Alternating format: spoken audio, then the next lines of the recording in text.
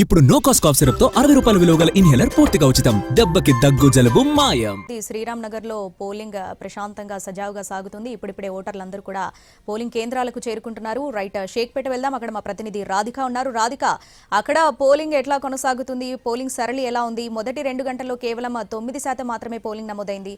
So ఏంటి details ఏంటి? శ్రావణి, ఉదయం నుంచి కూడా జూబ్లీ హిల్స్ ఉప ఎన్నిక పోలింగ్ అయితే సజావుగా సాగుతుంది. ఉదయం కొంత ఈవీఎంలు మొరాయించినప్పటికీ కూడా తర్వాత యథావిధిగా ప్రశాంత వాతావరణంలో పోలింగ్ అయితే కొనసాగుతుంది. మనం విజువల్లో చూడొచ్చు, చాలా అంటే వృద్ధులు 90 ఇయర్స్ అబోవ్ ఉన్న వాళ్ళు కూడా ఓటు హక్కు వినియోగించుకోవడానికి వీల్ చైర్ పైన వచ్చి కూడా వాళ్ళ ఓటు హక్కును వినియోగించుకోవడానికి ఇక్కడ వస్తున్నారు. అయితే షేక్పేట్ డివిజన్లో ఓవరాల్ గా చూసినప్పుడు కొంత మందకొడిగా పోలింగ్ అనేది సాగుతున్నట్టుగా అర్థమవుతుంది.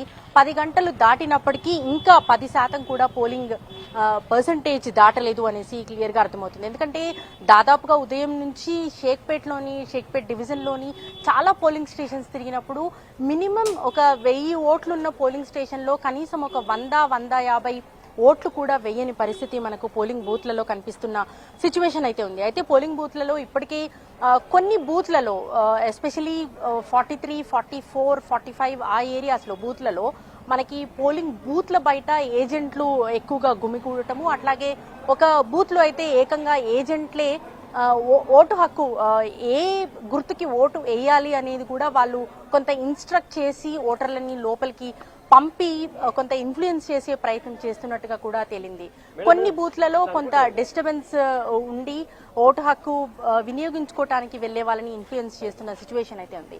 అయితే ఓవరాల్ గా చూసినప్పుడు మనకు షేక్పేట్ డివిజన్ లో కొంత మందకొడిగా అయితే పోలింగ్ సరళి మనకు కనిపిస్తుంది. ఎందుకంటే వచ్చే ఓటర్లు క్యూ లైన్ ఈ పాటికల్లా జనరల్ గా సాధారణ ఎన్నికలు చూసినప్పుడు 9-10 గంటల సమయంలో చాలా బారులు తీరిన క్యూ లైన్స్ తో మనకి ఓటు హక్కు వినియోగించుకోవటానికి వచ్చేవాళ్ళు. కానీ ఇప్పుడు చూస్తే 10 దాటింది, 10 గంటల 10 నిమిషాలు కావస్తుంది, అయినా కూడా ఎక్కడా మనకు క్యూ లైన్ కనిపించట్లేదు. అరకొరగా ఒకరు ఇద్దరు అలా ఓటు హక్కు వినియోగించుకోవటానికి వస్తున్న సిచ్యువేషన్ మనకు షేక్పేట్ లో కనిపిస్తుంది. అట్లాగే షేక్పేట్ మొత్తంగా కూడా మనకి 70 పోలింగ్ స్టేషన్స్ ఉన్నాయి. దాదాపుగా 70,500 ఓటర్లు మనకి ఇక్కడ షేక్పేట్ డివిజన్ లో ఉన్నాయి.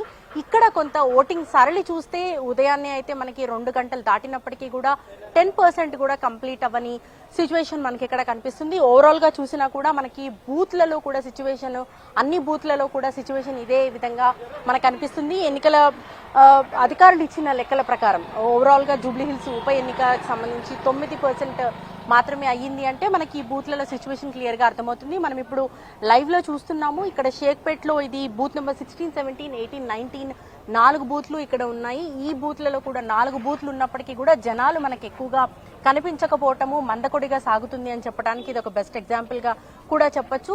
అయితే కొంత మేరకు ఉదయాన్నే వృద్ధులు ఎక్కువగా ఓటు హక్కు వినియోగించుకోవటానికి వచ్చి, అంటే మళ్ళీ మధ్యాహ్నం ఆ సమయంలో ఎక్కువగా ఓటర్లు ఉండి ఎండ ఎక్కువగా ఉన్న టైంలో క్యూ లైన్స్ ఎక్కువగా ఉంటాయనే ఉద్దేశంతో వృద్ధులు ఎక్కువగా ఉదయాన్నే ఓటు హక్కుని వినియోగించుకున్నారు. ఇప్పుడు మనకి 10 దాటుతున్నా కూడా అరకొరగా మనకి పోలింగ్ బూత్లలో మనకు కనిపిస్తూ ఉంది. ఇక్కడ 4 బూత్లు ఉన్నాయి, అయినప్పటికీ కూడా చాలా తక్కువగా మనకి ఓటర్లు కనిపిస్తున్న సిచ్యువేషన్ ఉంది. క్యూ లైన్ కూడా మనకి ఎక్కడా లేదు. అంటే ఒక ఓటరు లోపలికి ఎంటర్ అయిన తర్వాత చాలా ఈజీగా ఓటు హక్కు వినియోగించుకొని బయటికి వచ్చేస్తున్న పరిస్థితి అయితే మనకి ఇక్కడ కనిపిస్తుంది. సో ఓవరాల్ గా చూసినప్పటికీ కూడా మనకి కొంత పోలింగ్ సరళి అనేది చాలా మందకొడిగా సాగుతుంది. మనం విజువల్లో చూడొచ్చు, వృద్ధులైనప్పటికీ కూడా కొంత సహాయకులతోని వచ్చి వాళ్ళు పోలింగ్ స్టేషన్ లోపలికి తీసుకెళ్లే ప్రయత్నం అయితే చేస్తున్నారు. అయితే ఈసారి కొత్తగా మనకి పోలింగ్ బూత్లు ప్రతి పోలింగ్ స్టేషన్ దగ్గర పోలింగ్ బూత్ల దగ్గర ఒక అసిస్టెంట్స్, అంటే ఎవరు కూడా లోపలికి ఫోన్లు అలో చేయకుండా ఉండటానికి ఓటర్ అసిస్టెన్స్ బూత్ అనేసి పెట్టి ప్రతి ఒక్కరి దగ్గర వాళ్ళకి ఫస్ట్ ఆఫ్ ఆల్ వాళ్ళ ఓటు హక్కు ఎక్కడ ఉంది అనే ఒక గైడెన్స్ ఇస్తున్నారు. దాంతోపాటు ఫోన్స్ స్టోర్ చేయడానికి మనకి ఒకసారి ఆ విజువల్లో కూడా చూడొచ్చు. ఒక్కసారి దీన్ని చెక్ చేసే ప్రయత్నం చేద్దాము.